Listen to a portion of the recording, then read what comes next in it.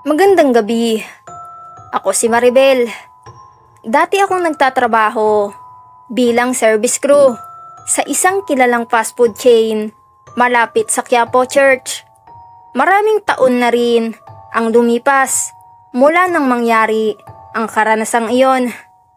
Ngunit hanggang ngayon, dala ko pa rin ang bigat at sindak na hindi ko akalaing mararanasan ko mismo sa isang lugar na araw-araw kong pinagtatrabahuan. Hindi ito kathang-isip. Hindi ito kwento ng iba. Akin ito.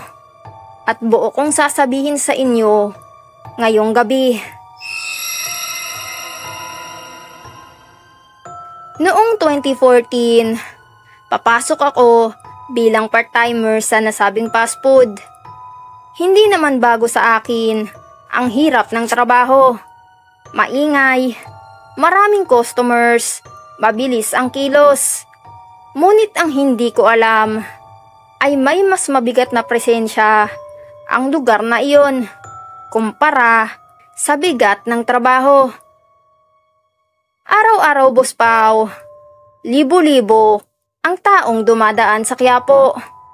Mula sa mga mananampalataya, vendors, estudyante, hanggang sa mga taong galing pa ng malalayong bayan. Laging puno ang branch na iyon.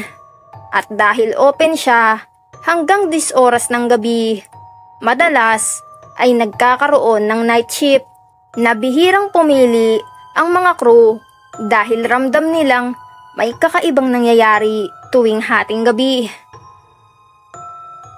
Unang beses kong ma-assign sa graveyard shift. Inakala kong normal lang.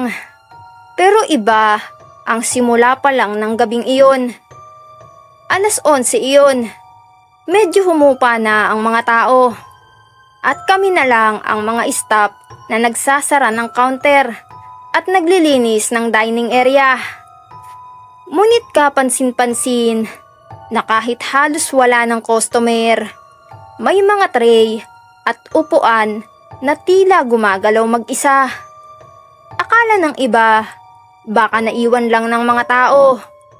Pero ang kakaiba, Boss Pao, mismong harap namin, bigla na lang lilipad ang tissue mula sa dispenser at kalat-kalat iyon sa sahig. Hindi iyon gawa ng hangin dahil sarado ang mga pinto at wala namang electric pan na nakatapat doon. Habang lumalalim ang gabi, nagsimula kaming makaramdam ng kakaibang lamig. Hindi lang basta lamig ng aircon, kundi lamig na dumidikit sa balat. Parang humahaplos mula leeg pababa sa likod. May mga oras na bigla na lang kaming napapalingon dahil ramdam namin na may dumadaan sa likod. Ngunit ang pinakakakaiba, kahit nakasara na ang mga pinto, may makikita kang aninong pumapasok. Dumaraan mula sa gilid ng cashier, tapos biglang mawawala bago pa makarating sa kusina. Bandang 12:30, nagsimula ang mga mas mabibigat na pangyayari. Habang nagbubunot ng sahig ang isa kong kasamahan, bigla siyang sumigaw at iniwan ang map. Nang lapitan namin siya, nanginginig siya at tinuturo ang ilalim ng mesa. Nang sumilip kami, Boss Pao, may nakita kaming isang paa, maputla at malamig. Nakatayo lamang sa sahig pero wala ang katawan. Para bang lumulutang na hiwa-hiwalay na parte ng tao. At hindi iyon nawala agad. Ilang segundo rin bago tuluyang maglaho. Doon na kami nagsimulang magduda kung bakit kakaunti lang ang crew na umaako ng night shift. May nagsabi noon na bago raw maitayo ang branch na iyon, dating may lumang bahay sa mismong lugar. Isang bahay na nasunog. At ayon sa mga matatanda sa paligid, may naiwan daw na mga bangkay na hindi na nailabas. Ilan sa mga iyon ay mga bata. At simula nang maitayo ang gusali, kahit iba't ibang negosyo ang nag-occupy bago naging fast food, hindi nawala ang mga kababalaghan. Madalas naming marinig ang iyak ng bata mula sa play area na matagal nang tinanggal. Pero kahit wala na iyon, tuwing kalagitnaan ng gabi, may maririnig pa ring humahagik-hik na tila naglalaro. May mga pagkakataon ding naririnig ang tunog ng mga kutsara at tinidor na parang may kumakain sa dining area kahit sarado na at wala ng tao. Nang sumapit ang buwan ng Oktubre, lalo kaming nakaranas ng mas matindi. Gabi iyon ng Biyernes Santo nang maiwan kaming 4 na crew. Habang nag-aayos ng supply sa likod, naramdaman naming may bumagsak na kahon. Nang buksan namin ang storage, wala namang kahong nahulog. Pero nakasulat sa alikabok ng sahig ang salitang "Labas!" Ang mas nakakatindig balahibo, hindi iyon parang sinulat gamit ang daliri ng tao, kundi parang pinahid ng basang kamay. Kinagabihan din iyon, habang inaayos ko ang mga tray sa counter, bigla kong naramdaman na parang may nakatayo sa tabi ko. Paglingon ko ay wala naman. Ngunit sa refleksyon ng glass panel, malinaw na nakita ko ang isang babae. Nakaputi, mahaba ang buhok, nakayuko at hindi gumagalaw.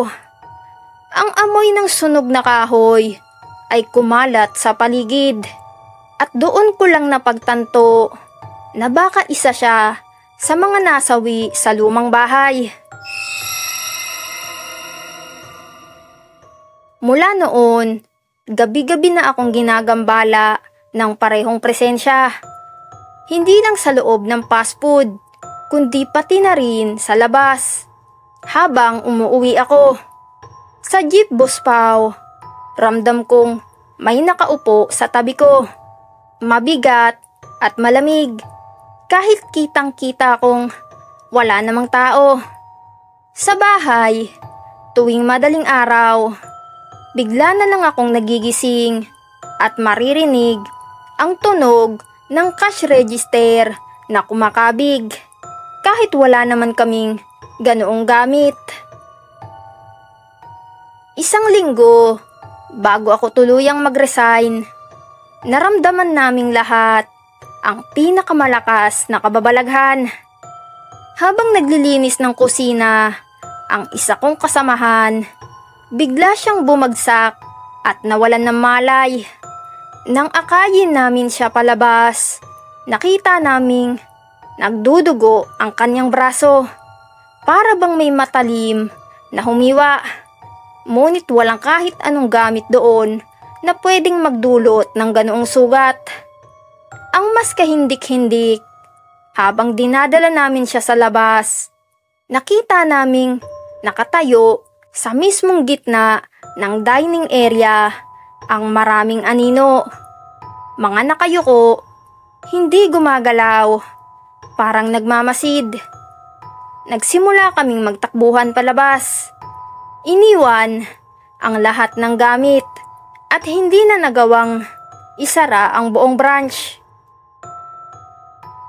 Mula noon, hindi na ako muling nagbalik sa trabahong iyon. Nabalitaan kong marami pang crew ang nakaranas ng kakaiba at ang ilan ay bigla na lang nag-resign nang walang pasabi.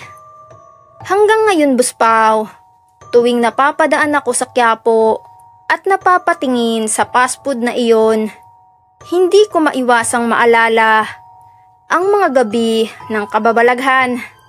At sigurado ako, kahit sinong papasok doon ng 10 oras ng gabi, hindi sila nag-iisa.